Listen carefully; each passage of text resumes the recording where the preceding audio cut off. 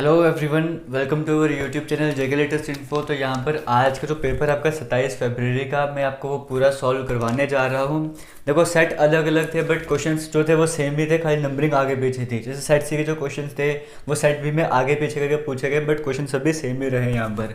तो मैं आपसे डिस्कस करते रहूँगा सेट सी के अकॉर्डिंग आपको अपने सेट में ढूंढना है वो क्वेश्चन कहाँ पर है और अपने आंसर्स आपको वेरीफाई करने हैं। और जिनका पेपर कल है फिर परसों है, उनको समझ आएगा पेपर किस तरह का रहने वाला है।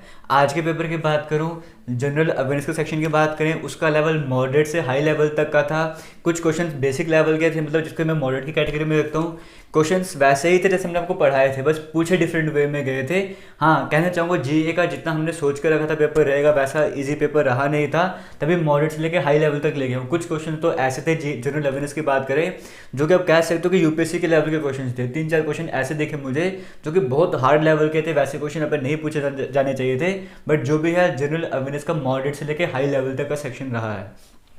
रीजनिंग की बात करें, रीजनिंग बिल्कुल बेसिक लेवल की थी, बिल्कुल इजी थी। अगर आपने थोड़ा सा भी पढ़ा है, बिल्कुल बेसिक वीडियोस भी देखें तो भी अपने रीजनिंग को कवर किया होगा।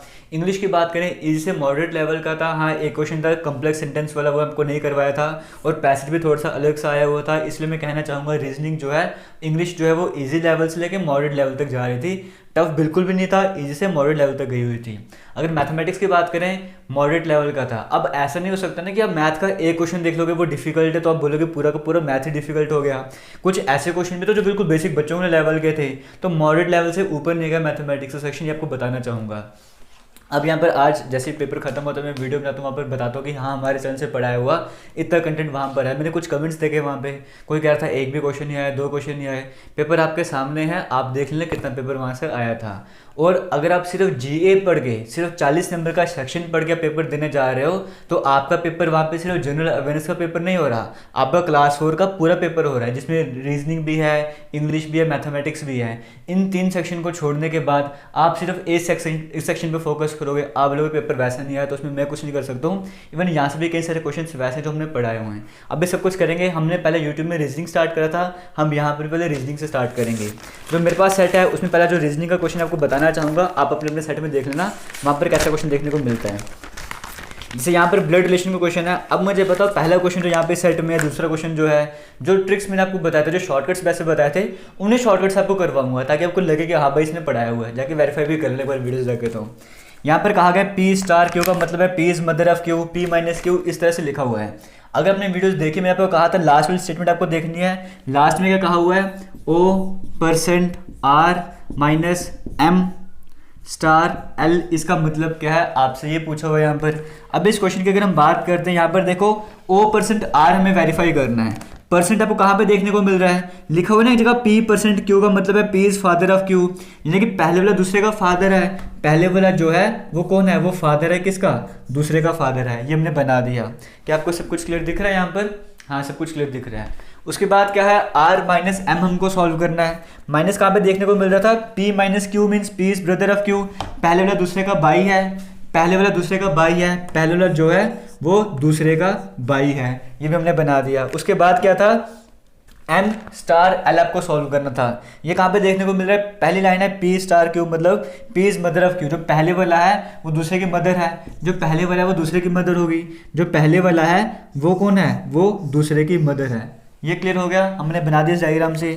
पूछा हुआ बताओ कि how is L related to O, जो L है वो O से कैसे रिलेटेड है। ऑब्वियस सी बात है ना, ये ग्रैंडुअल जनरेशन होती है, मतलब इसका बेटे का आगे बेटा वगैरह है, बेटे का भाई का जो भी वगैरह है, ये ग्रैंडुअल जनरेशन है। इसका मतलब L कैसे रिलेटेड हुआ O से, L जो है वो ग्रैंड चाइल्ड हुआ ना। ऑप्शन नंबर ए यहाँ पे करेक्ट हो जाएगा। ऐसे क्वेश्चन करवाए हुए हैं। आगे चलते हैं, अनिता राइट्स। अब यहाँ पे देखो पहला क्वेश्चन करवाया हुआ था ना, एक तो क्लियर हो गया उन लोगों को जो कहते हैं एक भी क्वेश्चन नहीं आया, कि भाई पहला क्वेश्चन यहाँ पे हम जो पढ़ाए वहाँ से आया हुआ है। दूसरा क्वेश्चन करवाता हूँ, उसी ट्रिक से कराऊंगा जैसे यूट्यूब में कराया था आपको, मैंने जब पढ़ाया था पहली बार। और पहला लेक्चर ये वाला था जो आपको डायरेक्शन लाया हुआ है। Anita rides her scooter 7 miles south from her office. 7 miles कहाँ पे जाती है, साउथ की तरफ जाती है। उसके बाद क्या होता है, she then picks up her friend, फिर अपने फ्रेंड को उठाती है, टर्न्स राइट। अब आपको ऐसे बताया था ना, ये नॉर्थ साइड होती है, south side, east side, west side. पहले वो साउथ साइड में आती है, उसके बाद क्या होता है, उसके बाद वो अपने फ्रेंड को उठाते हुए राइट साइड टर्न करते, 3 माइल्स ट्रैवल करती है। 3 माइल्स राइट साइड, साउथ का राइट कहाँ पर हो जाएगा, क्लॉकवाइज जाना पड़ेगा, वेस्ट साइड में हो जाएगा। उसके बाद क्या कहा जाता है, she then takes another turn, फिर वो दोबारा से राइट टर्न लेती है, जैसे दोबारा राइट टर्न लेगी तो नॉर्थ साइड में आ जाएगी, और फिर क्या कहा जाता है 15 माइल्स और आगे जाती है, 15 माइल्स और आगे जाती है। फिर कहा गया था शी देन टर्न्स राइट, दोबारा से राइट साइड टर्न करती है और 11 माइल जाती है, जैसे राइट साइड टर्न करेगी ईस्ट में आ जाएगी और कितना माइल जाती है, 11 माइल्स जाती है। ऐसे ही कहा हुआ है, बताओ वो अपनी डायरेक्शन कौन सी डायरेक्शन में है, अपने होम के रिस्पेक्ट पे। और ये लाइन भी कहा था जब रिस्पेक्ट वाला पोजीशन आ जाएगा ना कि अपने घर से स्टार्टिंग पॉइंट से कितनी दूर है, आप ट्रिक लगा सकते हो, अब वही काम करना था। कहा गया in which direction is here, in which direction is she from her office, अपने घर ऑफिस से कितनी दूरी पर है। हमें यहाँ पे पूछा हुआ डायरेक्शन पूछे, वो तो बिल्कुल बेसिक सा है ना, अपोजिट कैंसिल करते हैं, नॉर्थ और साउथ कैंसिल कर सकते हैं, 15 में से 7 माइनस करेंगे, 8 डायरेक्शन कौन सी, बड़े वाले के साथ होगी। 3 वेस्ट और 11 ईस्ट अपोजिट है, माइनस कर सकते हैं, 8 हमारे पास आ जाएगा, डायरेक्शन कौन सी, बड़े वाली, ये हमने कर दिया। हमारे पास बचा क्या, नॉर्थ और ईस्ट ही बच रहे, नॉर्थ ईस्ट आंसर हो जाएगा, ऑप्शन नंबर डी करेक्ट हो जाएगा। क्या ये क्वेश्चन आपको नहीं करवाया हुआ, मैंने करवाया हुआ है, बस स्टेटमेंट अलग है, तरीका तो वही है, स्टेटमेंट अलग है, तरीका तो वही है, जैसे आपको करवाया हुआ है। आगे चलते हैं, यहाँ पे फिगर में ऑड वन आपको बताता है कि ऑड फिगर कौन सी है। क्या ऑड वन आउट टॉपिक आपको नहीं करवाया हुआ, कई सारी फिगर्स थी, प्रैक्टिस लिए भी क्वेश्चन दिए थे, यहाँ पे पैटर्न पहचाना था आपको, मैंने मिरर इमेजेस तरीके से कराया, वो क्लॉकवाइज एंटी क्लॉकवाइज के तरीके से कराया था। यहाँ पर भी वही कंसेप्ट यूज हुआ है। इन चारों में से डिफरेंट फिगर कौन सी है, आपको दिख रहा होगा, पहली फिगर ऐसे है, दूसरी भी क्लॉकवाइज टर्न कर रही है, तीसरी फिगर भी क्लॉकवाइज टर्न कर रही थी। जो एरो था ना, पहली फिगर में एरो ऐसे था, दूसरी फिगर में एरो ऐसे आ गया, मतलब क्लॉकवाइज टर्न कर रहा है। तीसरी फिगर में एरो घूमता घूमता ऐसे आ गया, ये ऐसे देखो, ऐसे घूम रहा है, ऐसे घूमता हुआ ऐसे जा रहा है, ऐसे हो रहा है ना। और फोर्थ फिगर की बात करें, वहाँ पे एरो ऐसे है, वहाँ पे एंटी क्लॉकवाइज घूम रहा है, इसका मतलब ऑप्शन नंबर डी वाली फिगर अलग है, डी ऑप्शन करेक्ट हो जाएगा। आगे चलते 24 की बात करते हैं, फिर डायरेक्शन वाला क्वेश्चन आ गया। यहाँ पर क्या कहा गया था, Ajay start from his house, Ajay जो है अपने घर से चलना स्टार्ट करता है। लास्ट क्वेश्चन में क्या है, in which direction Ajay is now from her house, Ajay जो अपने घर से कितनी दूरी पर है, आपसे ये पूछा गया यहाँ पे। अब बताओ कि ये क्वेश्चन आपको नहीं करवाया हुआ मैंने, कि कौन सी दूरी पर है, कितना है, करवाया हुआ है ना। अजय जो अपने घर से निकलता है, बाइसाइकिल लेता है, 2 किलोमीटर वेस्ट की तरफ जाते हैं, 2 किलोमीटर कहाँ गया, वेस्ट की तरफ गया। फिर क्या कहते हैं ये, ही turns left and covers 3 kilometre, 3 kilometre left side turn करता है, वेस्ट का लेफ्ट साइड कहाँ पे आ जाएगा, साउदर्न साइड में आ जाएगा। फिर क्या कहते हैं, ही टर्न्स लेफ्ट, ठीक है, ही टर्न्स लेफ्ट अगेन, दोबारा से लेफ्ट साइड टर्न करता है और 4 किलोमीटर, यहाँ पर आने के बाद दोबारा लेफ्ट साइड टर्न कर रहा था, ईस्ट साइड में चला गया, ये क्लियर हो गया। उसके बाद क्या कहता है, कौन सी डायरेक्शन में अजय है। अब यहाँ पे देखो ईस्ट और वेस्ट कैंसिल हो जाते हैं ना, तो 4 ईस्ट और 2 वेस्ट अपोजिट है, कैंसिल कर सकते हैं, आंसर क्या आ जाएगा 2। डायरेक्शन कौन सी, जो बड़े के साथ है, 2 ईस्ट 3 साउथ, यानी कि साउथ ईस्ट डायरेक्शन में है ना, ऑप्शन नंबर डी करेक्ट हो जाएगा। किसी तरह की डिफिकल्टी है क्या यहाँ पर, आपको सब कुछ ईजी तो है, बेसिक तो है। आगे चलते हैं, नंबर सीरीज का क्वेश्चन था, नेक्स्ट नंबर क्या आना था। पहला नंबर 86 दिख रहा है, दूसरा 10 75 14, देखो 86 10 75 14, आगे नेक्स्ट नंबर बताना था, ये 10 है, अगर बात करें यहाँ पे 86 है, 85 है, 85 है, देखो 85 से 10 माइनस के 75, 75 से 10 माइनस करेंगे 65, यही पैटर्न चल रहा था ना, तो 65 को देखने को मिल रहा है, ऑप्शन नंबर भी करेक्ट हो जाएगा। आगे चलते, सीरीज आपको दी हुई है। अब ये देखो, जो आपको ये सीरीज है ना, सेम टू सेम एग्जांपल्स कराई हुई हैं, जो अभी एग्जांपल कराई अल्टरनेट सीरीज में कराई थी। आगे बताता हूँ, ये वाली 10 11 24 75, आपसे पूछा नेक्स्ट नंबर क्या होगा। आप देखना, अगर आप बोल तो नहीं करवाया ये क्वेश्चन पे कर, आपको बता देता हूँ। मैंने आपको कहा था ना, कई बार क्या होता है, नंबर को मल्टीप्लाई क्या करो, 10 को अगर मैं 1 से मल्टीप्लाई करूँ प्लस 1 करूँ तो 11 आ जाएगा, 11 को मैं 2 से मल्टीप्लाई 22 प्लस 2 आ जाएगा 24, 24 को मैं 3 से मल्टीप्लाई करूँ प्लस 3 करूँ, 3 को 4 से क्या 12, 72 प्लस 3 75। क्या इस पैटर्न का क्वेश्चन आपको मैंने नहीं करवाया हुआ, into 1 plus 1 into 2 plus 2 into 3 plus 3, और आपको ये भी कहा था इसको माइनस भी कर सकते हो, स्क्वायर भी कर सकते हो। कुछ याद आ रहा है, अगर वीडियोस देखेंगे तो याद आ रहा होगा। Into 1 plus 1 into 2 plus 2 into 3 plus 3, आगे क्या करना था, इंटू 4 प्लस 4 करना था। जब ऐसा काम करोगे तो ऑप्शन नंबर ए 304 आपका आंसर आ जाएगा। क्या ये आपको नहीं करवाया हुआ है, करवाया हुआ है ना। आगे चलते हैं, फिर से ये क्वेश्चन वही है जो मैंने आपको करवाया हुआ है, ये क्वेश्चन तो मैंने आपको करवाया हुआ है या फिर प्रैक्टिस क्वेश्चन में दिया हुआ है, सेम टू सेम ऐसा क्वेश्चन करवाया हुआ है। क्या कहा हुआ है, 2 3 6 7 10 11 14, देखो 2 से 6 गया 4 ऐड किया, 6 से 10 किया 4 ऐड किया, 10 से 14 जा रहा है 4 ऐड कर रहा है। इस तरह की सीरीज चल रही है। आप पता है 22 के बाद क्या आएगा, वैसे 3 से 7 4 ऐड कर रहे हैं, 7 से 11 4 ऐड कर रहे हैं, 4 ऐड करते जा रहे हैं। एक अल्टरनेट छोड़ दो, इसका इससे रिलेशनशिप है, इसका इससे है, एक एक नंबर छोड़ के रिलेशनशिप आ रहा है। प्लस 4 आपको ऐड करना था, यहाँ पे लास्ट में 19 था 22 था, यहाँ पे क्या आना था 19 में 4 ऐड करना था 23 आ जाना था। ऑप्शन नंबर डी करेक्ट हो जाएगा। करवाया हुआ यार। आगे चलते हैं। Rajan is the son of Rupa's mother's in law's only son Rishi, how is Rishi related to Ranjan. अब ये क्वेश्चन पे करवाया हुआ ना, सारे क्वेश्चन कराए हुए ब्लड रिलेशन के। अब यहाँ पर देखो क्या है, इतनी आपको वीडियोस भी दी है प्रैक्टिस वगैरह के लिए, उसके बाद में कोई पेपर अच्छा नहीं तो यहाँ पर डिफिकल्टी कोई गलती मेरी यहाँ पर नहीं निकाल सकते आप कि भाई ये कि जीके का पूरा पेपर सेम टू सेम नहीं आया, 1000 क्वेश्चन सीरीज से क्वेश्चन नहीं आए। आप देखो पूरे 100 नंबर की आपको तैयारी करवाई थी, मैं सिर्फ आपको 40 मार्क्स की तैयारी नहीं करा था कि 40 नंबर से पेपर आने वाला है, ये 40 नंबर पढ़ के जाओ। आपको ये भी पढ़ा है, ये भी पढ़ा है, ये भी पढ़ा है, इन सभी पर भी ध्यान दो ना थोड़ा सा। अब यहाँ पर आगे चलते हैं। यहाँ पर Rajan is the son of Rupa's mother's in law only son. Rajan कौन है? राजन बेटा है, बट किसका बेटा है यहाँ पे बता रहा है? रूपास, रूपा है ये, इसकी मदर इन लॉ। इसकी मदर इन लॉ कौन हो जाएगी? इसका कोई हस्बैंड होगा, उसकी मदर होगी, ठीक है, ये होगी रूपा की मदर इन लॉ। क्लियर हो गया? ये कौन होगी? रूपा की मदर इन लॉ होगी। कहा गया है राजन जो है किसका बेटा है? रूपा के मदर इन लॉ का जो अकेले लड़का है। रूपा के मदर इन लॉ का जो अकेले लड़का है उसका लड़का है कौन? ये जो राजन की बात कर रहे हैं, ये राजन की बात कर रहे हैं, ठीक है। अब क्वेश्चन में क्या कहा गया आपसे? How is Rishi related to Rajan. इसका अकेले बेटे का नाम क्या था? रूपाज मदर इन लॉ का अकेले बेटे का नाम क्या था? उसका नाम था ऋषि, ठीक है। अब यहाँ पे ये कौन था? राजन था। आपसे पूछो कि ऋषि जो है वो राजन से कैसे रिलेटेड है? ऋषि जो राजन का बाप हुआ ना, फादर हुआ। ऑप्शन नंबर डी करेक्ट हो जाएगा। आगे चलते नेक्स्ट फिगर की अगर हम बात करेंगे, आप किसी भी तरह से पहचान सकते हो। फिगर के बीच में आपको एरो इस तरह का देखने को मिल रहा है। आप यहाँ पर देखो उसको एंटी क्लॉकवाइज ले गए, पहले यहाँ पर ले गए, फिर यहाँ ले गए, फिर यहाँ ले गए, आगे कहाँ पर ले जाना चाहते था उसको? ऐसे ले जाएंगे ना, या फिर रिवर्स पैटर्न भी देख सकते हो। यहाँ पर पहली फिगर में यहाँ पर है, थर्ड फिगर में यहाँ पे है, सेकंड फिगर में यहाँ पे, तो फोर्थ फिगर में एरो यहाँ पर होगा। ऑप्शन नंबर सी करेक्ट हो जाएगा। जो सेंटर में एरो है ना, उसकी हेल्प से भी आप कर सकते थे ये वाला क्वेश्चन आराम से। क्वेश्चन नंबर 20 में क्या है, 30 में क्या है? यहाँ पे जो इस सेट सी में 30 क्वेश्चन है, कहा गया है मैंगो को ऑरेंज कहा जाता है। अब ऐसा क्वेश्चन भी तो आपको करवाया हुआ है या नहीं करवाया हुआ? ये जो पीछे क्वेश्चन का प्रॉब्लम फिगर, जो क्वेश्चन आपको नहीं करवाया हुआ। अभी तक कितने क्वेश्चन डिस्कस किए? 9 क्वेश्चन डिस्कस करें, 10th क्वेश्चन डिस्कस करने जा रहा हूँ। 10 के 10 क्वेश्चन आपको करवाए हुए हैं। मैंगो को ऑरेंज कहते हैं, ऑरेंज को फ्लावर कहते हैं, फ्लावर को जेलीफिश कहते हैं, जेलीफिश को टेल कहते हैं, टेल को पेंटिंग कहते हैं। रोज क्या है? रोज एक फ्लावर है ना, और फ्लावर को जेलीफिश कहते हैं। लिखा हुआ फ्लावर इज कॉल्ड जेलीफिश, इसका मतलब रोज क्या एक जेलीफिश होगा। ऑप्शन नंबर बी करेक्ट हो जाएगा। 31 की बात करें, ग्रास का रिलेशनशिप जो लॉन से, तो क्रॉप का रिलेशन किससे होगा? ग्रास कहाँ पे होता है? लॉन में। क्रॉप कहाँ पे होती है? फील्ड में होती है। ऑप्शन नंबर सी करेक्ट हो जाएगा। अब ये जो क्वेश्चन नॉलेज वाला है, जब आपको कोडिंग डिकोडिंग स्टार्ट करवाई थी ना, कोडिंग डिकोडिंग स्टार्ट करवाई थी, पहला कंसेप्ट ये वाला करवाया था कि ऐसा क्वेश्चन पेपर में आएगा तो कैसे अटेम्प्ट करना है। सबसे पहला क्वेश्चन जब आपको करवाया था कोडिंग डिकोडिंग का, जाके वीडियोस देख लो, इसी पैटर्न के क्वेश्चन सबसे पहले करवाए थे। अब क्वेश्चन देख कर डर को, मेरे इसमें कोई मिस्टेक नहीं है। यहाँ पर क्या कहा गया है? As per the coding representative, आपको कोडिंग दी गई है, आपको बताना है यहाँ पर कि नॉलेज की बात करें, नॉलेज की कोडिंग कैसे हो जाएगी।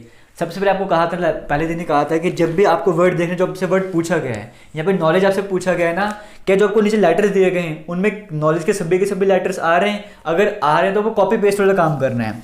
आपको नीचे लेटर दिख रहे हैं यहाँ पे ऐसे, फिर ऊपर कोड दिख रहे हैं। लेटर में आप देखो के भी दिख रहा है, एन भी दिख रहा है, ओ भी दिख रहा है, डब्ल्यू भी दिख रहा है, सभी नॉलेज के सभी लेटर्स दिख रहे हैं।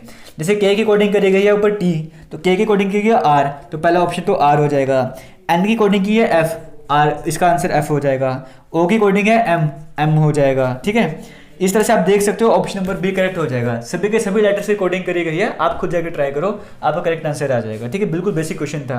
अब 33 क्वेश्चन की बात करो, ये क्या ये क्वेश्चन आपको नहीं करवाया हुआ है? यहाँ पर क्या आपके सामने कहा गया? Hot filtered coffee, hot filtered coffee की बात करें, इसकी कोडिंग जो की गई है वो 1 2 3 है। इसकी कोडिंग है 1 2 3।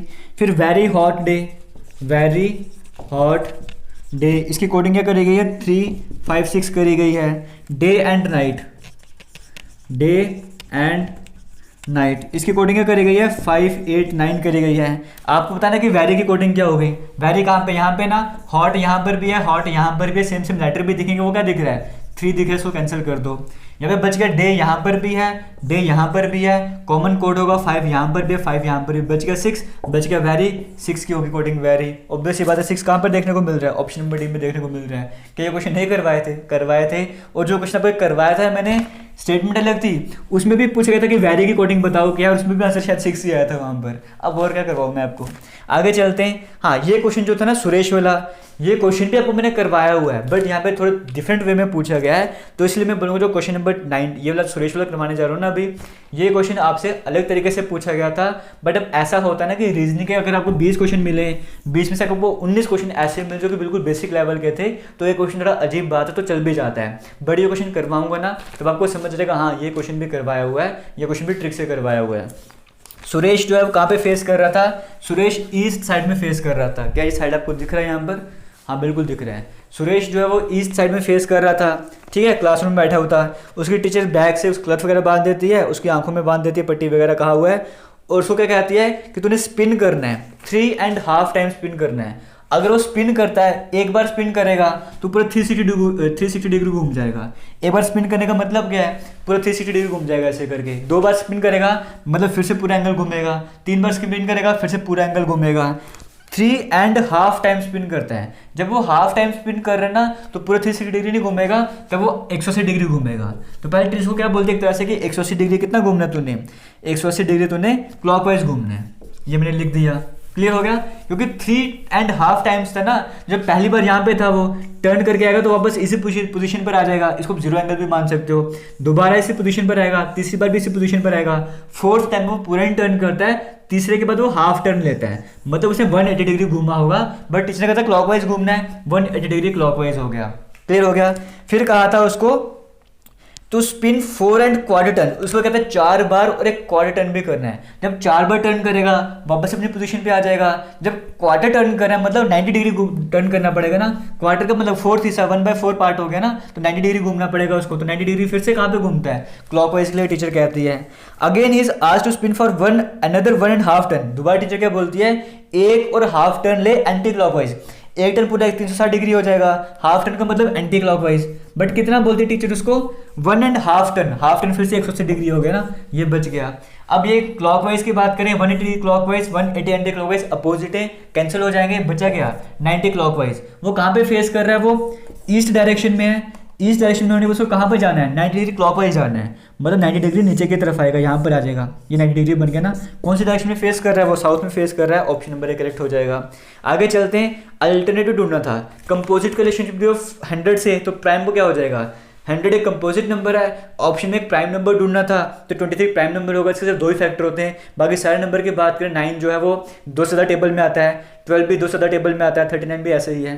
23 जो अकेला प्राइम नंबर था, ऑप्शन नंबर सी करेक्ट हो जाएगा। क्वेश्चन नंबर 36 की बात करें, डिफरेंट फिगर बतानी थी।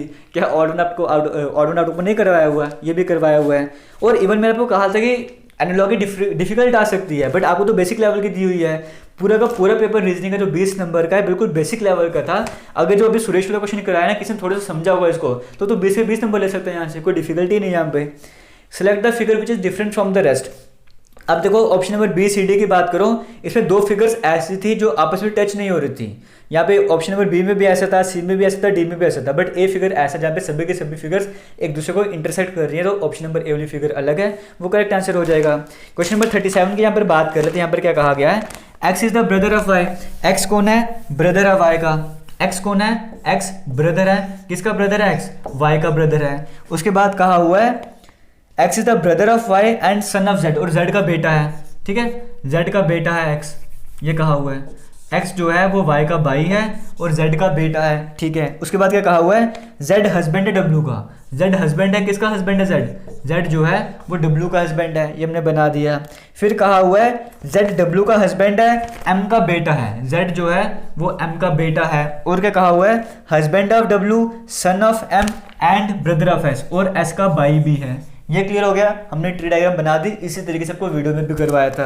आपसे क्या पूछा गया, based on the information given, इस इन्फॉर्मेशन के बेसिस पे दिया जाए, ये इसका हस्बैंड है ना, इसकी वाइफ हो गई है। ऑन द, क्योंकि कहा हुआ था ना Z is the husband of W, Z W का हस्बैंड है, इसका मतलब डब्ल्यू जो लड़की हो गई। कहा गया based on the information given, जो इन्फॉर्मेशन दी गई उसके अकॉर्डिंग बताओ who is daughter in law. इस ग्रुप में डॉटर इन लॉ कौन सी है, इतना तो क्लियर है ना। डॉटर इन लॉ की बात करें, इसका जेंडर में पता ही नहीं है, इसका जेंडर पता है, ये मेल है, ये भी मेल है, ये भी मेल है। डॉटर इन लॉ तो अकेली लड़की यही हुई ना, इसका मतलब यही डॉटर इन लॉ हो सकती है, तो ये डब्ल्यू का जो ऑप्शन करेक्ट हो जाएगा, ऑप्शन नंबर सी करेक्ट हो जाएगा। इसका जेंडर ही नहीं पता, इसका जेंडर ही नहीं पता, एक ही जेंडर पता है, तो यहाँ पे ऑप्शन नंबर सी जो है डब्ल्यू का करेक्ट हो जाएगा। आगे चलते नेक्स्ट क्वेश्चन की बात करते हैं। Select the following figure and answer the following questions, ठीक है। आपको बताना है कि कौन सी फिगर ऐसी जो रिप्रेजेंट करती है, जो आर्टिस्ट भी होने चाहिए, डॉक्टर भी होना चाहिए, डांसर भी होना चाहिए, साइंटिस्ट भी होना चाहिए। जब आपको मैंने ये वेन डायग्राम के ये वाले क्वेश्चंस करवाए थे तो आपको दो तरीकों से करवाया था। एक बताया था कि पूरे पूरे नंबर लिखने स्टार्ट कर दो, एक बेसिक शॉर्टकट बताया था। अगर शॉर्टकट की हेल्प से करें मतलब हमें वो बंदा चाहिए जो आर्टिस्ट भी है, जो डांसर भी है, जो डॉक्टर भी है, साइंटिस्ट भी है, मतलब सभी सर्कल में आ रहा हो। ऑप्शन नंबर एच ऐसा है जो ऐसी ट्राइंगल में भी आ रहा है, ऐसी ट्राइंगल में भी आ रहा है, इस रेक्टेंगल में भी आ रहा है, स्क्वायर में भी आ रहा है। इन सभी में एक ही लेटर ऐसा जो आ रहा है वो कौन सा है, वो एच लेटर है। ऑप्शन नंबर बी करेक्ट हो जाएगा। बाकी आपको मैंने वीडियो में कैसे करवाया था, आप ट्राइंगल वाले सारे लिख दो एफ डी एल, फिर आप इस ट्राइंगल में लिख दो सारे ए, जो भी कॉमन सारों में दिखेगा वो आपका आंसर हो जाएगा। वैसे भी ट्राई कर सकते हो। आगे चलते हैं। एक सर्कल जो है वो एजुकेटेड इन कंप्यूटर्स को दिखा रहा है, एक जो रेगुलेशंस के बारे में पता उनको दिखा रहा है, एक सर्कल ग्रेजुएट्स को बता रहा है। कहा हुआ बताओ कौन सा सर्कल ऐसा है जो उनको बताता है, जो एजुकेटेड तो है कंप्यूटर्स में बट वो ना ही ग्रेजुएट्स है ना ही वो रूल्स रेगुलेशन जानते हैं। मतलब ये जो साइड जो सर्कल है ना, इनको छोड़ के बाकी जो भी एलिमेंट है वो आपका आंसर हो जाएगा। इन दोनों सर्कल को छोड़ के जो भी एलिमेंट बच रहा है वो सिर्फ ए वाला बच रहा है। ऑप्शन नंबर ए करेक्ट हो जाएगा। क्वेश्चन नंबर 20 की बात करें, कौन सी फिगर ऐसी है जो कंप्लीट करती है एनालॉजी को। आपके सामने डायग्राम वगैरह है ना यहाँ पर। अब यहाँ पे करेक्ट आंसर क्या हो जाएगा, यहाँ पर देखो फर्स्ट क्वेश्चन की बात करें, इसमें अपोजिट पेयर चल रहा है, अप डाउन देखो। जहाँ पर शेडेड पोर्शन अगर यहाँ पे ऐसे था, दूसरे में उसी के सामने नीचे की तरफ आ गया है। वैसे अगर हम इस फिगर की बात करें, इस साइड में शेडेड पोर्शन था तो यहाँ पर क्या हो जाएगा, इसके अपोजिट में शेडेड पोर्शन आ जाएगा। या इस सिंपल ट्रायंगल की बात करें, यहाँ पे ऊपर की तरफ था, यहाँ पे नीचे की तरफ आ जाएगा। ऐसा कहाँ पे देखने को मिल रहा है, ऑप्शन नंबर बी में देखने को मिल रहा है। ऑप्शन नंबर बी आपको करेक्ट हो जाएगा। तो रीजनिंग के 20 क्वेश्चन यार ईजी थे, कोई डिफिकल्ट लेवल यहाँ पे कुछ नहीं था। रीजनिंग तो ईजी से ईजी लेवल बोल सकते हो, वैसे ही आई हुई थी। ठीक है, आगे चलते हैं। अब अगर आपको लग रहा है कि जीए डिफिकल्ट आई थी तो उसको रीजनिंग से कंपेयर कर लो ना। क्यों आप बोलते हो कि पूरा का पूरा इजी आपका आने वाला है। हाँ, जीए जो है उससे कुछ क्वेश्चन डिफिकल्ट आया था, मैं मानता हूँ। 8 से 10 क्वेश्चन ऐसे थे, या 4 से 5 क्वेश्चन तो बिल्कुल अजीब लेवल के पहुंचे हुए थे, वो हाई लेवल के पहुंचे हुए थे, वैसे पूछने नहीं चाहिए थे। बट हाँ, मैं कहना चाहूँगा जीए का भी 20 नंबर का पेपर ऐसा था, 20 से 22 नंबर का पेपर ऐसा था जो कि बड़े मजे से अटैम्प्ट कर सकते थे, जो बिल्कुल ईजी लेवल का इसको कह सकते हो वैसा था। 8-10 क्वेश्चन मॉडरेट लेवल के थे और 5-6 क्वेश्चन जो है वो डिफिकल्ट लेवल के भी थे। अब ये आपको क्लियर हो गया। अब हम करते हैं काम करते हैं इंग्लिश की तरफ कवर कर लेते हैं। इंग्लिश का ना मैं आपको बताता हूँ। जैसे पहला क्वेश्चन यहाँ पर जो है करेक्टली स्पेलिंग वर्ड आपको बताना था। देयर के करेक्ट स्पेलिंग क्या होंगे सेंटेंस के according, the house they inherited belongs to their grandfather, उनके ग्रैंडफादर को बिलोंग करता था ना, तो THEIR वाला हो जाएगा। Dash cost of dash new scheme outweighs its post benefits, article को नहीं करवाए थे। अब देखो ऑब्वियस सी बात है, dash cost of dash new scheme, अगर हम बात करें a cost of the new scheme, ऐसा तो हो नहीं सकता, द कास्ट आ जाएगा यहाँ पे। अगर वैसे भी नहीं समझ आता तो एक चीज़ का ध्यान रखना, सेकंड वाले ब्लैंक में एन तो नहीं आ सकता ना, क्योंकि एन न्यू स्कीम, एन का बोलता हुआ अब यूज़ करना है जब वॉवल साउंड आएगी। न्यू में वॉवल साउंड तो आने रही, इसका मतलब सेकंड ब्लैंक में एन तो आने ही नहीं चाहिए। ऑप्शन नंबर बी भी एलिमिनेट हो जाएगा, ऑप्शन नंबर डी भी एलिमिनेट हो जाएगा। तो ऑप्शन नंबर ए और सी बचा, ऑप्शन नंबर सी करेक्ट हो जाएगा। कॉमेट्स डैश रेगुलर इंटरवल्स, अब बताया ना कॉमेट्स से, यहाँ पर आपको बताया था जब टेंसेस करवाए थे, उस वीडियो में करवाया था आपको कि जब भी प्लूरल होगा ना उसके साथ एस या एस नहीं ऐड करते। आपको पता है ही शी इट वगैरह किसी का नाम होगा या ऐसे जैसे में सिंगुलर वगैरह हो तो एस एस ऐड करना है, but I we you they plural होगा, वहाँ पे एस या एस नहीं ऐड करना। तो कॉमेट्स पहले ही प्लूरल है, उसके साथ आपको अपीयर्स नहीं लगाना था, उसके साथ आपको अपीयर लगाना था। अपीयरिंग तो तब लगाते जब इज एम आर वॉज लगा रहा होता तब ING लगा देते। Is appearing at regular intervals वैसे भी ना था, कॉमेट्स अपीयर आना था यहाँ पे। ऑप्शन नंबर सी करेक्ट हो जाएगा। आगे चलते हैं। और इज अपीयरिंग क्यों नहीं आ सकता था, कॉमेट्स प्लूरल है ना तो आर हमें यूज करना था। इसका मतलब ए भी नहीं हो सकता, बी भी नहीं, डी भी नहीं बचा, कौन सा सी ऑप्शन बचा। Fill in the blanks with correct option. I find it very tiring to do dash same job day after day, same job दिन ब दिन नहीं कर सकते तो दा आ जाएगा, नो आर्टिकल लग नहीं सकता, ए लग नहीं सकता, एंड लग नहीं सकता, दा बचाएगा वही लग जाएगा। फिजिकल एक्सरसाइज, एक्सरसाइज के स्पेलिंग कौन से करेक्ट थे, बिल्कुल बेसिक सा था, ऑप्शन नंबर बी करेक्ट हो जाएगा। आपको स्पेलिंग में एक डिफिकल्ट करवाए थे बट आया कैसा, बिल्कुल बेसिक सा आया था। अभी तक इंग्लिश का पेपर भी डिफिकल्ट नहीं है। The human ear let's in very limited range of frequency, यहाँ पर क्या आ जाएगा, ह्यूमन ईयर जो है वो कुछ लिमिटेड रेंज की फ्रीक्वेंसीज को अलो करता है ना, तो ऑप्शन नंबर ए करेक्ट हो जाएगा। तो क्या डिफिकल्ट था यहाँ पर। Fill in the blanks with correct option. The film dash in New York next week, film जो है ओपन होने जा रही है न्यूयॉर्क में ना, तो फिल्म ओपन से न्यूयॉर्क नेक्स्ट वीक कैसे आ जाएगा। इज ओपनिंग होता तो मैं बोलता ऑप्शन नंबर डी भी करेक्ट हो जाएगा। तो इज है नहीं, सिर्फ ओपनिंग आ नहीं सकता, ओपन आ नहीं सकता, ओपन तो पास्ट की बात होगी, पर नेक्स्ट वीक की बात करें ओपन भी नहीं आ सकता था। अभी जो पैसेज है ना, पैसेज में ध्यान से देखा नहीं है, पैसेज आपके सामने स्क्रीन में रहेगा, इसको अपने एंड पे ट्राई करना है, टाइम कम था इसलिए पैसेज आपको नहीं करवा पा रहा हूँ यहाँ पर। बट हाँ, अगर मैं पेपर वीडियो बनाने के बाद हो सकता है कि मैं पेपर जो है वो पैसेज को ध्यान से देखूँ तो आंसर की आपको वीडियो के डिस्क्रिप्शन में दे दूंगा इस पैसेज के आंसर की, ठीक है। 48, 49, 50, 51, 52 4 क्वेश्चन की बात कर रहा हूँ। आगे चलते हैं यहाँ पर। अब यहाँ पे आगे जो मैम ने आपको करवाए थे, Jane wanted dash camera to take dash pictures. अब देखो, जेन वांटेड आ कैमरा तो आ जाएगा, एन कैमरा तो आ नहीं सकता, बी ऑप्शन वैसे करेक्ट हो जाएगा। मच पिक्चर्स तो हो नहीं सकता, यहाँ पे अगर Jane wanted a camera to take some pictures आ जाएगा फॉर फ्रेंड्स, तो ऑप्शन नंबर डी करेक्ट हो जाएगा। She is dash ticket counter dash the park, क्या कहा था, जब छोटी प्लेस बड़ी प्लेस हो पहले एट लगा दो बाद में इन लगा दो।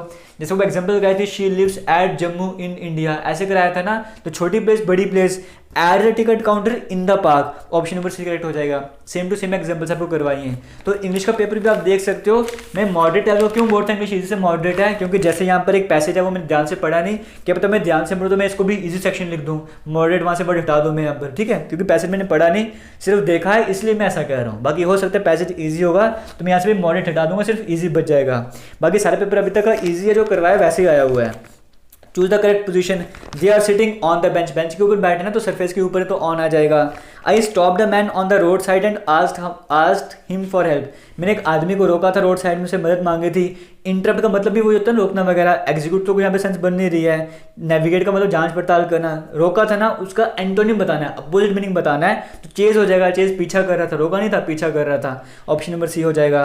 The heat gradually dissipates, dissipate का मतलब क्या होता है, जो को एंटोनिम वीडियो में करवाए हुए ना, जो वीडियो में बाहर नहीं, जो पीडीएफ शेयर के थे वो नहीं, जो वीडियो में करवाया हुआ है वहाँ पे भी डिसिपेट का मीनिंग बताया हुआ है। अब और बताओ क्या चाहिए आपको, वहीं से अब जो टोटल 100 के करीब सिनोनिम्स कराए होंगे वहीं से एक आपके सामने आ गया है। डिसिपेट का मतलब होता है डिसअपीयर करना। John is never dash silent spectator, John is never a silent spectator आ जाएगा। The conversation she had with the long lost friend was accurate, इसका सिनोनिम एंटोनिम बताना था, इसका एंटोनिम क्या हो जाएगा स्वीट। एक्यूरेट का मतलब होता है थोड़ा अनप्लेजेंट वे में, ठीक है, तो इसका सिनोनिम एंटोनिम क्या हो जाएगा स्वीट वे में, तो ऑप्शन नंबर बी करेक्ट हो जाएगा। जो 60 वाला क्वेश्चन है ना, कम्प्लेक्स सेंटेंस में चेंज करना था, इसका ऑप्शन नंबर बी वाला हो जाएगा, if you follow this diet, वो ऑप्शन नंबर बी करेक्ट हो जाएगा, ठीक है। अब मैं सिर्फ इस क्वेश्चन की वजह से और पैसेज की वजह से बोल रहा हूँ कि इंग्लिश का सेक्शन जो है मॉडरेट लेवल का है। बाकी अगर पैसेज भी अगर मैं देखूँ ध्यान से, अगर मैं थोड़ा 5-10 मिनट उस पर लगाता तो हो सकता है पैसेज मुझे ईजी लगता, मैं इंग्लिश को भी इजी सेक्शन में रख देता। आप ये नहीं बोल सकते पेपर डिफिकल्ट आया हुआ है, आप ये कह सकते हो कि जी वाला सेक्शन है वो थोड़ा सा डिफिकल्ट आया, वो ऐसा कह सकते हो, वो भी पूरा डिफिकल्ट नहीं आया हुआ है, वो 50% तक आप कह सकते हो कि हाँ मॉडरेट से लेकर डिफिकल्ट लेवल तक आया हुआ है, 50% का बिल्कुल ईजी था। अब ये कराएंगे तो डिस्कस हो जाएगा। अब हम पहले जीके डिस्कस कर लेते हैं, फिर मैथ की तरफ चलते हैं, मैथ पूरा आपको सॉल्व करवाता हूँ, ठीक है, एक एक क्वेश्चन आपको सॉल्व करवाऊंगा। जीके की बात करते हैं, फर्स्ट क्वेश्चन की बात करते हैं, जामिया मस्जिद के बारे में पूछा हुआ है, किससे बनवाई थी। अब क्या ये क्वेश्चन आपको नहीं करवाया हुआ, मैंने हिस्ट्री में भी कराया हुआ है, सीरीज में भी कराया हुआ है। यहाँ पे सुल्तान सिकंदर बुट शिकन आ जाएगा, सुल्तान सिकंदर को भी बुट शिकन कहते थे ना, तो यहाँ पे नाम पूरा का पूरा यहाँ पे लगा दिया। A traditional dress worn during winter pheran, क्या इसके बारे में आपको नहीं बताया हुआ है, जो विंटर में पहन जाता है वहाँ पे कश्मीर वगैरह में। हाँ, क्वेश्चन नंबर 63 की बात करें, फरवरी 2020 में एशिया की लार्जेस्ट बायोटेक्नोलॉजी और लाइफ साइंस समिट जो हुई थी वो कौन सी सिटी में हुई थी इंडिया की, ये हैदराबाद हो जाएगा। ऐसा क्वेश्चन आपको नहीं करवाया, मैं मानता हूँ, करंट अफेयर वाला क्वेश्चन है, करंट अफेयर आपको मैंने करवाए थे, स्पेशल फोकस जम्मू कश्मीर पर रखा था, नेशनल लेवल के भी करवाए थे, बट इस तरह क्वेश्चन नहीं करवाया था, ये आ गया और कोई बड़ी बात नहीं है, ऐसा क्वेश्चन आ सकता है। क्वेश्चन नंबर 64 की बात करते हैं, match the following sports person, क्या आपको ये नहीं करवाया, सचिन तेंदुलकर से रिलेटेड है, क्रिकेट से रिलेटेड है, विश्वनाथ आनंद किससे रिलेटेड है, चेस से जुड़े हुए हैं, मेजर ध्यानचंद हॉकी से जुड़े हुए हैं, सब कुछ आपको बताता था, 1000 सीरीज में भी है। ये पूरा का पूरा ऐसा का ये मतलब थोड़ी है कि आपको पूरा का पूरा ऐसा क्वेश्चन मैंने बना के डालता 1000 सीरीज में, वैसा कुछ नहीं है। आपको करवाया हुआ ना सचिन तेंदुलकर फर्स्ट जैसे मैन टू स्कोर ये ओडीआई रन, इतने ओडीआई रन, वहाँ पे सचिन तेंदुलकर नाम होता था। ये ध्यानचंद विश्वनाथ आनंद कौन सी बुक लिखी थी, किसके प्लेयर थे, आपको करवाया हुआ था। मेजर ध्यानचंद के बारे में बताया था, स्पोर्ट्स के बारे में डिस्कस वगैरह करता है, कौन से गेम के प्लेयर वगैरह हैं, तो सारे क्वेश्चन आपको करवाए हुए हैं। क्वेश्चन डिफरेंट वे में पूछा गया है, आप ये नहीं बोल सकते कि वहाँ से क्वेश्चन नहीं आया हुआ, ये क्वेश्चन भी आया हुआ है। इसका ऑप्शन नंबर सी करेक्ट हो जाएगा, कौन सा स्पोर्ट्स पर्सन किससे रिलेटेड आपसे वो पूछा गया था। कैपिटल सिटी ऑफ राजस्थान, जो कि फेमस है आर्किटेक्ट, राजस्थान की कैपिटल का जयपुर आपको नहीं करवाया हुआ, कुछ तो घुमा के पूछ लिया कि आर्किटेक्ट रिचुअल्चर की वजह से माने जाते हैं तो जयपुर आंसर हो जाएगा, थोड़ा घुमा के पूछ लिया, तो क्या क्वेश्चन वहाँ से नहीं करवाया हुआ आपको। आगे चलते हैं, और कौन सी एप्लीकेशन लॉन्च की थी कोविड-19 के लिए, आरोग्य सेतु, क्या आपको नहीं बताया हुआ आरोग्य सेतु के बारे में। 9 डिग्री चैनल किसको सेपरेट करता है। अब हाँ, ये जो क्वेश्चन है थोड़ा सा अजीब सा आ गया, ऑप्शन नंबर बी यहाँ पे करेक्ट हो जाएगा। लाइक अदीप वाला यहाँ पर आपने अंडमान निकोबार का करवाया था, यहाँ पे अजीब सा क्वेश्चन आ गया, इसकी वजह से मैं बोलता हूँ कि हाँ ये डिफिकल्ट लेवल का बन गया, ये ऐसा आपसे नहीं पूछना चाहिए था। Bleeding of gums, vitamin C, क्या विटामिन के बारे में आपको नहीं करवाया हुआ? विटामिन पहले से वीडियो भी बनवाई है और करवाया भी हुआ है। ऑप्शन नंबर सी करेक्ट हो जाएगा। Which among the following won the 2020 Australia open tennis tournament, ये सोफिया केनिन हो जाएगा यहाँ पे। अब ये इस तरह के क्वेश्चन आपको मैंने क्यों नहीं करवाया, क्योंकि यार यहाँ पे था ना कि जो करंट इवेंट्स आएंगे वो नेशनल लेवल के आएंगे, तो मैं कैसे इंटरनेशनल लेवल पे पहुंच जाता, इसलिए आपको ये क्वेश्चन नहीं करवाए थे। अगर वो बोलते इंटरनेशनल लेवल का करंट अफेयर तो मैं आपको वो भी करवा देता। अभी तक कितने क्वेश्चन डिस्कस कर लिए हमने? 19 क्वेश्चन डिस्कस कर लिए ना, नहीं 9 क्वेश्चन डिस्कस कर लिए। 9 में से 1-2 क्वेश्चन ऐसे जो नहीं है, बाकी सारे तो करवाए हुए हैं आपको। 3 क्वेश्चन ऐसे जो नहीं करवाए, बाकी तो करवाए हुए हैं। Which of the following leaders was fatally injured by British secret while, हाँ अब साइमन कमीशन के बारे को नहीं पढ़ाया था कि रिवॉल्ट किसने स्टार्ट करा था, वो लाठीचार्ज में किसकी डेथ वगैरह हुई थी, लाला लाजपत राय के बारे में, क्या आपको नहीं पढ़ाया था? ऑप्शन नंबर ए करेक्ट हो जाएगा। Indira Gandhi memorial tulip garden, अब ये क्वेश्चन अलग वे में पूछ लिया, बोलो नहीं करवाया हुआ। जबरवान माउंटेन की बात करें, ये सेम टू सेम आपको ऐसे ही करवाया था मैंने। टुलिप गार्डन जो फुट हिल्स में जबरवान माउंटेन की कौन सी नदी के किनारे है, डल लेक के किनारे है। क्या ये क्वेश्चन आपको नहीं करवाया होगा? अगर नहीं करवाया तो कोई कमेंट करके बताओ, मैं शो करूँगा कहाँ पे करवाया हुआ क्वेश्चन आपको। बस क्वेश्चन घुमा के पूछ लिया उसने। अब ये भी बोल दिया कि इसका नया नाम क्या है, Indira Gandhi memorial tulip garden, इसका नया नाम वगैरह रखा गया, इसको डब करके एशिया का लार्जेस्ट कहा जाता है। क्वेश्चन डिफरेंट वे में पूछ लिया, बट पूछा तो वही जो आपको करवाया हुआ है। आप कैसे कह सकते हो कि वहाँ से क्वेश्चन नहीं आया हुआ है? आप क्या 3rd या 4th उसके बच्चे थोड़ी हो जो आपको मैंने x+y करवा दिया तो पेपर में p+q बोल दिया, आप लोग क्वेश्चन चेंज आ गया थोड़ा सा। अगर आप ये नहीं है कि आप 10th पास हो इंसान तो बनते नहीं कि क्वेश्चन को पहचानोगे। यहाँ पर आगे चलते हैं, नेक्स्ट क्वेश्चन की बात करते हैं। The edicts of Ashoka are a collection of, अब ये जो क्वेश्चन है ना, ये भी मानते हैं डिफिकल्ट लेवल का क्वेश्चन है, ये वाला इंडियन हिस्ट्री से क्वेश्चन आया हुआ है, बट हाँ डिफिकल्ट लेवल का क्वेश्चन आया हुआ है, ऐसे क्वेश्चन आपसे नहीं पूछे जाने चाहिए। अब इसका ऑप्शन जो है वो ऑप्शन नंबर डी करेक्ट हो जाएगा कि कौन सी स्क्रिप्ट में यहाँ पे नहीं लिखा गया है, वो नागरी स्क्रिप्ट जो है उसमें नहीं लिखा गया, बाकी सब में लिखा गया है। ये क्वेश्चन डिफिकल्ट बनता है, ये मैंने खुद पहले वेरीफाई करा फिर आपको आंसर बता रहा हूँ। तो इस तरह के क्वेश्चन यहाँ पे नहीं पूछने चाहिए थे। बट हाँ ये भी बनता है ना कि पूरा 100 नंबर का पेपर को आसान तो हो नहीं सकता, कुछ ना कुछ डिफिकल्ट बनाना पड़ता है। यहाँ पर उन्होंने मैथ के 2-3 क्वेश्चन डिफिकल्ट डाल दिए और बाकी जनरल अवेयरनेस को डिफिकल्ट डाल दिया।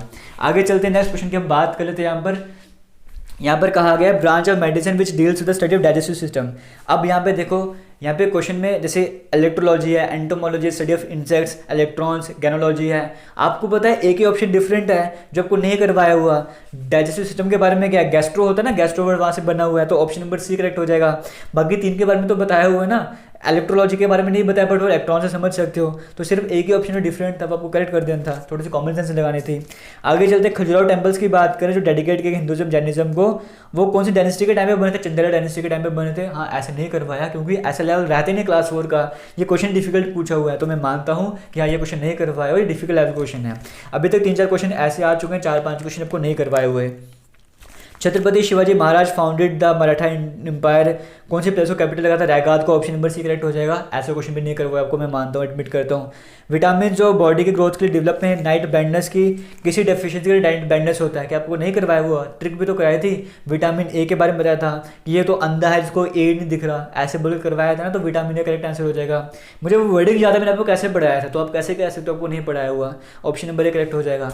अभी तक मैंने आपको कितने क्वेश्चन डिस्कस करवा लिए, कितने क्वेश्चन जो नहीं करवाए, मैक्सिमम जाकर तो मैक्सिमम अभी तक 10 क्वेश्चन हुए होंगे जो आपको नहीं करवाए होंगे, मैक्सिमम मिला के पूरी रीजनिंग, इंग्लिश और ये मिला दो 10 क्वेश्चन ऐसे जो आपको नहीं करवाए होंगे, मैक्सिमम 10 क्वेश्चन, बाकी सब करवाए हुए हैं।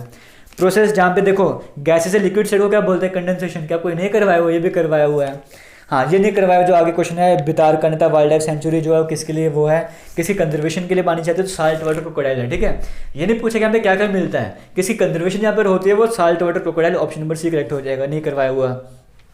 माइका रिजर्व्स कहाँ से मिलते हैं? चारों में से हजारीबाग जो कि वहाँ पे है झारखंड वाली साइड में, ऑप्शन नंबर करेक्ट हो जाएगा। ये भी नहीं करवाया, ये मानता हूँ मैं। फिर कश्मीरी स्टैग वाला दचिकम नेशनल पार्क श्रीनगर में, क्या आपको नहीं करवाया हुआ ना, ऑप्शन नंबर ए करेक्ट हो जाएगा। FIFA world cup golden boot award किसे दिया गया? हैरी केन को। अभी इंटरनेशनल लेवल का था, मैं वो कैसे करवा सकता था, जैसे सिलेबस में मेंशन नहीं किया था। और जब मैं टेस्ट सीरीज स्टार्ट कर रहा था तब आपको मैंने कहा था तैयार रहना, कुछ क्वेश्चन ऐसा होगा जो आउट ऑफ सिलेबस आने वाला है। वो आउट ऑफ सिलेबस क्या है? वो यही करंट अफेयर जो रहते हैं, ये आउट ऑफ सिलेबस आ गया, थोड़ा सा डिफरेंट आ गया। Which of the following languages mainly spoken in the Jammu region is included? हाँ इनमें से कौन सी लैंग्वेज ऐसी जो जम्मू रीजन में बोली जाती है और 8th शेड्यूल में ऐड करी गई है? Dogri, option number C correct हो जाएगा। 2020 के अकॉर्डिंग कौन नीति आयोग के चेयरपर्सन थे? राजीव कुमार। का ये क्वेश्चन आपको नहीं करवाया हुआ है? करवाया हुआ है ना, ऑप्शन नंबर ए करेक्ट हो जाएगा। अब आप कैसे बोल सकते हो क्वेश्चन नहीं करवाए हुए? आगे चलते हैं। आपको करंट अफेयर्स भी पढ़ाए थे, जब ये बन रहे थे उस टाइम पे कोई क्वेश्चन डिस्कस कर रहा था तब मैंने आपको इसके बारे में मेंशन करवाया था। डांडिया कहाँ के फोक डांस है? क्या आपको नहीं करवाया हुआ? गुजरात का फोक डांस है। डिफेंस सेक्रेटरी इंडिया के कौन है? अजय कुमार हैं, ये भी आपको नहीं करवाया। इंडस वाटर ट्रीटी वाला नहीं करवाया, वो कितने सारे क्वेश्चन पे बेस्ड कराए, तो आयुब खान पे करेक्ट आंसर हो जाएगा। सूरजाकुंड मेला ये आपको नहीं करवाया, उसका हरियाणा करेक्ट आंसर हो जाएगा। विक्रमादित्य किसे कहते थे? गुप्ता डायनेस्टी में चंद्रगुप्त सेकंड को कहते थे। कि आपको ये नहीं करवाया हुआ ना, तो विक्रमादित्य किसको कहते थे? चंद्रगुप्त सेकंड को कहते थे। ऑप्शन नंबर बी करेक्ट हो जाएगा। कौन से इंसेक्टिसाइड जो है डब्ल्यूएचओ ने मलेरिया के लिए यूज़ करती थी? DDT. Option number C correct हो जाएगा, ये आपको नहीं करा हुआ। आईएमए का हेडक्वार्टर कहाँ पर है? आईएमए कहाँ पर है? यूपी में। ऑप्शन नंबर सी करेक्ट हो जाएगा। फर्स्ट प्रोडक्शन कहाँ पर थी? मध्य प्रदेश में साड़ियों की, Maheshwari sari. Option number C correct हो जाएगा। ये 3-4 क्वेश्चन जो आपको नहीं करवाए हुए। व्हाट इज द यूनिट, एक second, what is the unit to measure the quantity of ozone content? Ozone content कैसे मेजर करते हो? डॉप्सन यूनिट से मेजर करते हो। ऐसे क्वेश्चन डिफिकल्ट है, मानता हूँ कि डिफिकल्ट पेपर आया हुआ था, कुछ क्वेश्चन डिफिकल्ट आए हुए थे। कुचिपुड़ी कहाँ का डांस है? कर्नाटक कराया तो हुआ है। कौन सा करेक्टली मैच नहीं है? Fabric, Chanderi, Madhya Pradesh. Option number सी जो करेक्टली मैच नहीं है। रणजी ट्रॉफी किसने जीती? सौराष्ट्र ने जीती थी। ऑप्शन नंबर डी करेक्ट हो जाएगा। ऑर्ड्रेंट जो कि एलपीजी में यूज़ किया जाता है गैस लीकेज के लिए, वो इथाइल मर्सपेटिन हो जाएगा। अमरनाथ पिलग्रिम वाला कौन सा? महगुना पास हो जाएगा। ये बैडमिंटन वर्ल्ड फेडरेशन का टूर्नामेंट किसने जीता? पीवी सिंधु ने कराया था। अब 2019 की बात करें, हम 2020 की डिस्कस कर रहे थे यहाँ पे, ठीक है। ये वाटर पोल्यूशन डिजीज, अब ये बेकार से क्वेश्चन पूछा हुआ है यहाँ पे, फ्लैरिसिस आंसर हो जाएगा। Capital city of the following states located in Chota Nagpur plateau Jharkhand. Option number B यहाँ पे करेक्ट हो जाएगा। तभी मैं कह रहा हूँ कि जो जीए है मॉडरेट से हाई लेवल की है, क्योंकि स्टार्टिंग जो क्वेश्चन थे वो हमने किए हुए हैं, कुछ क्वेश्चन हमने नहीं किए और अजीब गरीब लेवल के पूछे हुए थे, इसलिए जीए को मॉडरेट टू हाई लेवल कहता हूँ। बाकी प्रूफ आपके सामने है सब कुछ, आप जाके वीडियो को चेक कर सकते हो, सब कुछ वेरीफाई करना चाहते हो कर सकते हो। और जो स्टूडेंट्स हमारे चैनल से स्टार्टिंग से पढ़ रहे थे उनको सब कुछ पता है कि रीजनिंग बिल्कुल ईजी लेवल की आई थी। फिर से लोगों पैसेज का मुझे पता नहीं, अगर पैसेज में देखूंगा हो सकता है वो भी ईजी लगे, तो मैं इंग्लिश को पूरा ईजी सेक्शन में ऐड कर लूँगा। मैथ को भी आपको बताऊँगा मॉडरेट लेवल का था, कुछ क्वेश्चन डिफिकल्ट थे, मैं कह सकता हूँ ऐसा। जी मॉडरेट से हाई लेवल के थे, पेपर कुछ भी नहीं था, डरने की जरूरत नहीं है। फालतू में कमेंट करके बाकी बच्चों को पेपर उनको भी जो लेवल वो डाउन कर रहे हो, मोटिवेट करने की जिनको भी आप वो कर रहे हो, गिराने की कोशिश कर रहे हो। अब हम मैथमेटिक्स स्टार्ट करते हैं। जब मैथ की बात करें, अगर मैथ के जो 20 क्वेश्चन आए थे ना, 20 में से 15 क्वेश्चन तो ऐसे थे जो हमने आपको करवाए हुए हैं। अब 4-5 क्वेश्चन जो थोड़े मतलब मॉडरेट लेवल के आ गए, डिफिकल्ट अगर आपको लगता है वैसे आ गए। आप ये नहीं बोल सकते कि मैथ का पेपर डिफिकल्ट आया हुआ था। 1-2 क्वेश्चन आपको डिफिकल्ट लगते हैं तो सिर्फ उन्हीं 2 क्वेश्चन को हाईलाइट करो अब जो डिफिकल्ट लग रहे हैं, तो बात सही नहीं है। जो ईजी है उनको भी तो हाईलाइट करके बताओ। और जो 4-5 क्वेश्चन आपको मैंने नहीं करवाए, मैं ऐसा कहना चाहूँगा, उनमें भी वो क्वेश्चन ऐसे थे जब वो हिंट मैंने आपको दी हुई है। जैसे पहला क्वेश्चन जो आपके सेट सी में आया हुआ था, A B C can do piece of work in 36, आपको सी तक के मैंने क्वेश्चन करवाए हुए थे। एक आदमी काम छोड़ के चल जाएगा वो भी कराया था, 2 आदमी काम छोड़ के चल जाएंगे वो भी करवाया हुआ था। ये क्वेश्चन थोड़ा सा डिफिकल्ट क्यों हो गया था मैं आपको बताना चाहूँगा, ये भी करवा के बताता हूँ। जिस तरीके से मैंने आपको करवाया था ना वीडियो में, उसी तरीके से आपको करवाऊंगा। ए किसी काम को करने में 36 डेज लगा रहा है, बी किसी काम को करने में 54 डेज लगा रहा है, सी किसी काम करने को 72 डेज लगा रहा है। जब हम बात करते हैं ना कि वो वर्क स्टार्ट करते हैं, ए 8 दिन पहले छोड़ के चला जाता है, बी 12 दिन पहले छोड़ के चला जाता है, तो बताओ कितने दिन काम हुआ। देख छोड़ने वाला काम था ना, मैंने आपको ऐसे क्वेश्चंस भी करवाए थे, बट वो कौन से केस में करवाए थे? सिर्फ 2% वाले केस में करवाए थे कि हाँ एक आदमी छोड़ के चल रहा है इतना लगेगा। 3% के केस में बड़े कम क्वेश्चंस करवाए थे। और यहाँ पे जो क्वेश्चन आया है वो डायरेक्टली ऐसा क्वेश्चन आ गया जहाँ पे 3% की बात करते हैं। अब अगर इसका क्वेश्चन डिफिकल्ट आया है तो ये क्वेश्चन बिल्कुल बेसिक भी आया हुआ, जो 19th क्वेश्चन था ना वो बिल्कुल बच्चों वाला क्वेश्चन आया था, जैसे आपको करवाया था ना पहला क्वेश्चन करवाया था उसी तरीके का आया हुआ है। तो आप सिर्फ इसी क्वेश्चन को मेंशन करोगे, उस क्वेश्चन को मेंशन नहीं करोगे तो अच्छी बात नहीं है ना। अब यहाँ पर देखो कैसे करना था, आपको क्या कहा था, टोटल वर्क निकाले करो। टोटल वर्क कैसे निकालेंगे, इनका एलसीएम कितना हो जाएगा, 216 इनका एलसीएम हो जाएगा। अब हमने क्या कहा था, इनका एक दिन का काम निकालना है। ये एक दिन में कितना काम करता होगा, 6 यूनिट काम करता होगा ना। ये कितना काम करता होगा, 4 यूनिट काम करता होगा। ये कितना करता होगा, 3 यूनिट काम करता होगा। तो जो मिलकर अगर एक दिन में काम करेंगे 6 + 4 + 3 13 यूनिट एक दिन में काम करेंगे अगर तीनों मिलकर करते होंगे। टोटल काम कितना करना है, 216 यूनिट का काम करना है। अब यहाँ पे क्या कहा गया है, इसके बाद कहा था कि ए जो है वो 8 दिन पहले काम छोड़ के चला जाता है। तो मैं आपको क्या कहता था कि अगर ए काम छोड़ के चला गया तो बाकी काम कौन करेगा, बी करेगा। वो कब बोलते थे, जब 2% की बात करते थे। यहाँ पे सिंपल सा मेथड, आप एक और अप्रोच बता रहा हूँ, इस अप्रोच से कर सकते हो। बी ए जो है 8 दिन पहले काम छोड़ के चला जाता है ना, अगर 8 दिन, एक दिन में जो बी है वो 4 यूनिट काम करता है, ए 6 यूनिट काम करता है। ये क्या है, 6 unit per day, 4 unit per day, 3 unit per day, समझाया हुआ है ना। ए 8 दिन पहले काम छोड़ के चल जाता है। अगर 8 दिन पहले आप ए काम नहीं छोड़ता तो एक दिन में वो 8 यूनिट काम करता है, एक दिन में 6 यूनिट काम करता है। 8 दिनों में कितना काम करता है, 6 × 8 48, मतलब 8 दिनों में ए जो है वो 48 यूनिट काम कर सकता था। बी कितने दिन पहले छोड़ के चल जाता है काम, बी 12 दिन पहले छोड़ के चल जाता है। अगर बी 12 दिन पहले काम ना छोड़ता, बी कितना काम करता है एक दिन में, 12 इंटू एक दिन में वो कितना काम करता है 4 यूनिट ना, तो 12 दिनों में वो कितना करता, 12 इंटू 4 करोगे 40 यूनिट काम करता। अब टोटल काम कितना बनता अगर ये काम छोड़ के नहीं जाते, सारे काम करना स्टार्ट कर दे, तो 312 यूनिट का काम बन जाता। टोटल काम कितना होगा 312 यूनिट का। आगे वही क्वेश्चन जैसे पहला था, तो यानी कि सी यहाँ पे पूछना कि सी जो है वो कितने दिनों में काम करता है, तो सी हर जगह काम कर रहा था, सी ने तीनों बार काम किया ना, इसके टाइम पे भी गया, इसके टाइम पे भी गया, इसके टाइम पे भी गया होगा। अगर इसने काम नहीं छोड़ा था तो सी तो काम कर ही रहा था, इसने काम ना छोड़ा तो भी सी तो काम कर ही रहा था। तो टोटल बात करें अगर 312 यूनिट काम करते हैं तो एक दिन में कितना काम यूनिट करते होंगे ये वाले, डिवाइड बाई 13 करना स्टार्ट कर दो, डिवाइड बाई 13 करोगे आंसर कितना आ जाएगा 24 यूनिट आपका आंसर आ जाएगा। ऑप्शन नंबर यहाँ पे डी करेक्ट हो जाएगा। सेकंड क्वेश्चन की बात करते हैं, यहाँ पर कहा हुआ है, अब जो सेकंड क्वेश्चन है ना, अब इसका फॉर्मूला मुझे एग्जैक्ट याद नहीं है क्योंकि मैंने आपको बड़े पहले पढ़ाया था। ये सेम टू सेम ऐसे क्वेश्चन को फॉर्मूले के हेल्प से करवाया था मैंने, यहाँ पे थोड़ा सा एक्स्ट्रा पूछ लिया बट सेम टू सेम आपको करवाया था। कुछ फॉर्मूला आप जाके खुद भी वेरीफाई कर सकते हो परसेंटेज वाली वीडियो में, 100 इंटू ए प्लस बी या एक्स माइनस वाई या एक्स प्लस वाई ऐसे करके फॉर्मूला करवाया था। सेम टू सेम वैसा क्वेश्चन यहाँ पे आपसे पूछा गया, सेम टू सेम, कोई यहाँ पे चेंजेस नहीं किए गए।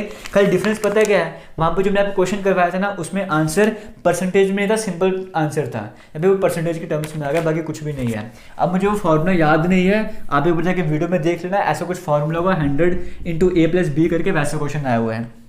अब मैं आपको बताता हूँ उसको कैसे कर सकते हैं बेसिक अप्रोच से। यहाँ पर कहा है a boy gets 38% of the maximum marks. हम मानते हैं कि मैक्सिमम मार्क्स कितने एक्स हैं, एक आदमी लड़का है उसको 38% मिलते हैं, 38% मतलब 38/100 मैक्सिमम मार्क्स पे लेता है वो, और वो फेल हो जाता है कितने नंबर से, 60 नंबर से फेल हो जाता है। अगर 60 नंबर उसको मिल जाएंगे तो वो पास हो जाएगा ना, ये क्लियर हो गया। दूसरे लड़के की बात करते हैं, उसके बारे में कहा हुआ है कि वो 44% लेता है, वो क्या करता है 44% लेता है मैक्सिमम मार्क्स के, और क्या कहा गया है और उसको 8 नंबर ज़्यादा मिल जाते हैं, पासिंग मार्क्स से 8 नंबर ज़्यादा मिल जाते हैं, तो हम इसमें से 8 माइनस कर देते हैं क्योंकि ये हमारे पास क्या है, इसको हम पास करवा रहे हैं तो उसको भी पासिंग नंबर तक लाएंगे, तो पासिंग नंबर पर लाने के लिए इसको जो 8 नंबर एक्स्ट्रा मिलते हैं वो माइनस कर देंगे। इन दोनों को हम इक्वेट कर सकते हैं। अब ये बिल्कुल बेसिक अप्रोच है क्योंकि मुझे फॉर्मूला याद नहीं है, अगर फॉर्मूला याद हो तो मैं आपको उसकी हेल्प से करवा देता। अब यहाँ पर सिंपली क्या करना था, आपको एक्स को कैलकुलेट करना था। यहाँ पे जब एक्स को कैलकुलेट करोगे, मैंने किया हुआ पहले से ही, जब आप इस क्वेश्चन में एक्स को कैलकुलेट करोगे आपका आंसर आ जाएगा 400। एक्स का आ गया आपके पास, एक्स यहाँ पर आपके पास मैक्सिमम मार्क्स आपके पास आ गए, पासिंग मार्क्स का है या फिर ये उठा लो या फिर ये उठा लो, 38/100 इंटू 400 प्लस 16, इसको सॉल्व करोगे आपको पासिंग मार्क्स मिल जाएंगे। वो कितने मिलते हैं इसको सॉल्व करने पे, वो 178 आंसर आ जाएगा। अब परसेंटेज के टर्म्स में ना 178 passing marks divide by total marks multiplied by 100 कर लो, ये कैंसिल कर दो, आंसर आपके पास यहाँ पे 42% आ जाएगा। ऑप्शन नंबर सी करेक्ट हो जाएगा। अब थर्ड क्वेश्चन प्रोबेबिलिटी की बात करें, ये वाला क्वेश्चन भी थोड़ा सा, हाँ ये क्वेश्चन मैं कहता हूँ ये क्वेश्चन डिफिकल्ट है, वो प्रोबेबिलिटी वाला, ये 10th बेस जिसकी होती है ना क्वालिफिकेशन एग्जाम में, उसमें ये नहीं पूछना चाहिए, ये क्वेश्चन पूछ के उन्होंने गलती कर रही है। बाकी पूरे मैथ में मुझे नहीं लगता कोई क्वेश्चन और डिफिकल्ट रहेगा, बाकी क्वेश्चन मॉडरेट लेवल के हैं, इस क्वेश्चन को मैं डिफिकल्ट मानता हूँ, ये नहीं पूछना चाहिए था। एक क्लास है 125 स्टूडेंट्स की, 70% बच्चे जो है मैथमेटिक्स में पास होते हैं। अगर जो मैथमेटिक्स में पास होने की प्रोबेबिलिटी निकालोगे आपके फेवर में क्या है, टोटल नंबर ऑफ केसेस, ये हो गए मैथ वाले बच्चे। फिर कहा हुआ है कि 55 स्टैटिक्स में पास होते हैं, ये मैथ वाले हो गए। स्टैटिक्स में कौन थे 55 बच्चे पास होते हैं स्टैटिक्स में, उनकी प्रोबेबिलिटी कितनी हो जाएगी, फेवर में कितने divide total number of cases हो गए। फिर कहा हुआ है 30% ऐसे जो दोनों में पास होते हैं, 30% ऐसे हैं जो कि दोनों में पास होते हैं। अब इसका फॉर्मूला क्या होता है भाई, इंटरसेक्शन यूनिवर्सल कंसेप्ट लगता है, आपको डायरेक्टली फॉर्मूला बताऊंगा। ऐसा केस आ जाएगा कि what is the probability that a student selected at random, हाँ कि वो सिर्फ from the class has pass in only one subject, वो सिर्फ एक ही सब्जेक्ट में पास हुआ हो। ऐसे क्वेश्चन पूछेंगे जो भी, जैसे ये एक में पास हुआ है ये लिख दो, जो दूसरे में पास हुआ है ऐसा लिख दो, माइनस कर दो। यहाँ पे क्या कहा गया था, ठीक है, हु पास इन बोथ, जो दोनों बोथ में पास हुआ था ना उसको माइनस कर दो, जो एक में पास हुआ प्लस दूसरे में पास हुआ प्लस जो बोथ में पास हुआ उसको माइनस कर दो, बट इस टर्म को डबल भी कर देना, ये बात याद रखना, क्वेश्चन खत्म हो जाएगा। 70 + 55 125 डिवाइड 125 माइनस 60/125, इसको आपको सॉल्व करोगे तो आपके पास आंसर जो आ जाएगा वो 13/25 आ जाएगा। ऑप्शन नंबर करेक्ट हो जाएगा। अब आगे क्वेश्चन तो बिल्कुल बच्चों वाला क्वेश्चन है ना, एक कार्ड जो है वो ड्रॉ किया गया, उसमें नंबरिंग 1 से लेकर 100 तक करी गई है, ठीक है। तो प्रोबेबिलिटी बताओ कि स्क्वायर नंबर निकलेगा। आपको पता है 1 से लेकर 100 तक स्क्वायर कौन से आएंगे, 1 का स्क्वायर 1, 2 का स्क्वायर भी आ जाएगा, 3 का स्क्वायर 9 वो भी आ जाएगा, 4 का स्क्वायर भी आ जाएगा, 5 का स्क्वायर भी आ जाएगा। करते तो हम 10 तक जाएंगे, 10 का स्क्वायर 100 है ना, मतलब 1 से लेकर 10 तक के स्क्वायर सारे के सारे वहाँ पर आ जाएंगे। इसका मतलब हमारे फेवर में कितने 10 केस हमारे फेवर में, टोटल नंबर कितने 100 हैं। 10/0 की बात करें 1/10 आपकी प्रोबेबिलिटी आ जाएगी, ऑप्शन नंबर सी करेक्ट हो जाएगा। Least number same to same question आपको करवाया हुआ है, क्या नहीं करवाया हुआ है, एलसीएम एचसीएफ बिल्कुल same to same exact question आपको करवाया हुआ है। Least number which one divide by 12, 15, 20, 20, 54 leaves remainder. ऐसे केस में आपको क्या कहा था, जब भी ऐसा केस हो जाएगा नंबर का पहले एलसीएम निकाल दो। 12, 15, 20, 54 का एलसीएम निकालोगे 540 आ जाएगा। एलसीएम एचसीएफ निकालना आपको और बड़े अच्छे से समझाया हुआ है, ट्रिक से भी समझाया हुआ है, जनरल मैथड से भी कराया हुआ है। जो भी एलसीएम आएगा उसमें रिमाइंडर को ऐड कर लो, 544 आपके पास आंसर आ जाएगा। ऐसे क्वेश्चन भी करवाया हुआ है। Average age of A group of friends, ये भी आपको करवाए हुए हैं, ऐसे क्वेश्चन भी करवाए हुए हैं। एवरेज में वीडियो देखोगे ये क्वेश्चन आप कर लोगे। एवरेज का फॉर्मूला बताया था sum of observation divide by number of observation. कहा गया एवरेज जो एज ऑफ फ्रेंड के ग्रुप्स की वो 32 ईयर्स है। एवरेज एज कितनी है फ्रेंड के ग्रुप की, 32 ईयर्स है। और यहाँ पर कहा गया one more friend of age, एक और फ्रेंड यहाँ पर आ जाता है जिसकी एज होती है 25 ईयर्स की। जब वो फ्रेंड यहाँ पर आता है तो यहाँ पर क्या हो जाता है, ठीक है, एक और फ्रेंड जिसकी उम्र 25 साल है वो ज्वाइन करता है ग्रुप में। तो बताओ कितने फ्रेंड्स थे उस ग्रुप में, और अगर उनकी एजेस का सम की बात करें, जो सम आएगा उनकी एज का वो कितना आ जाएगा 249। कितने लड़के थे उस ग्रुप में वो आपको नंबर बताना है। बट ये 259 सम कब आया, जब वो 25 उम्र वाले लड़का हमने ऐड किया, हम उसको माइनस कर लेते ना, हम उसको माइनस कर लेते क्योंकि एवरेज जो थी वो पहले बाकी लड़कों की थी, जब 25 साल का उसमें ऐड किया गया तब सम ये बना था। हम करेंगे उस सम में से उस 25 साल लड़के को माइनस करेंगे ताकि हम इक्वेट कर सकें। बस सिंपल है, इसको सॉल्व करना है। एन 32 को यहाँ पे डिवाइड में ले आओ, एन को यहाँ पे ले आओ। इसको जब सॉल्व करोगे तो एन आपके पास कितना आ जाएगा, एन आपके पास 7 आएगा। इसको सॉल्व करने पे एन 7 आ जाएगा। टोटल नंबर कितने हो जाएंगे, जो आपने माइनस किया था ना एक बंदा, इसको भी ऐड कर दो तो 8 आपके पास आंसर आ जाएगा। ऐसे क्वेश्चन हमने एवरेज वाली वीडियो में करे हुए हैं, आप जाके देख सकते हो। आगे चलते हैं, बाकी जितने भी क्वेश्चन आपके सामने लिख दिए मैंने मैथमेटिक्स के लिए, अब आपके लिए समझना इजी हो जाएगा। आप स्क्रीनशॉट भी ले सकते हो, स्क्रीनशॉट लेके वीडियो को स्किप भी कर सकते हो।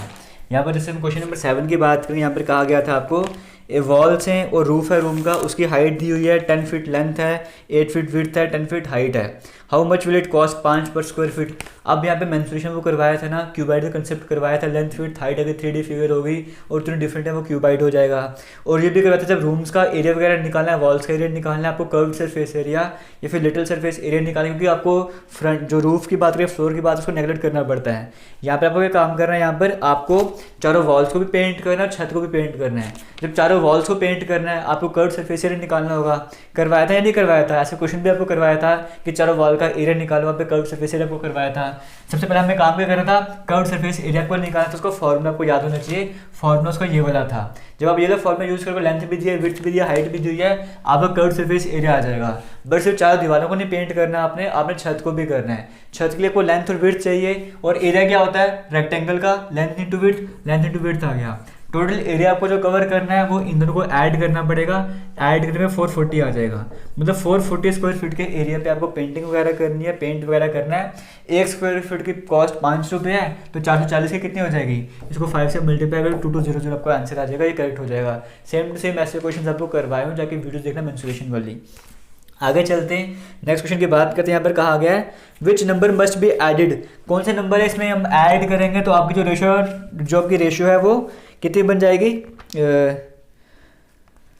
ठीक है, किस नंबर को हम ऐड करेंगे रेशियो जो है 2:3 के बराबर बन जाएगी। अभी ऐसा क्वेश्चन था, आपको नहीं भी आता, आप 1 by 1 ऑप्शंस की हेल्प लो।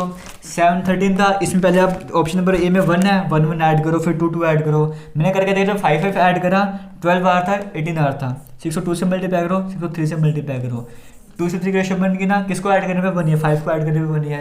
बिल्कुल बच्चों वाला क्वेश्चन था ये वाला, थोड़ी सी कॉमन सेंस लगानी थी। आगे चलते नेक्स्ट क्वेश्चन की बात करते हैं। 5 साल पहले ऐसे क्वेश्चन आपको करवाए हुए हैं। अब मुझे पता नहीं याद है कि वो फॉर्मूले की हेल्प से करवाए थे, बेसिक मेथड से करवाए थे, यहाँ पर आपको बेसिक मेथड से करवा रहा हूँ। 5 साल पहले भारती की मदर जो थी 3 टाइम्स से बड़ी थी।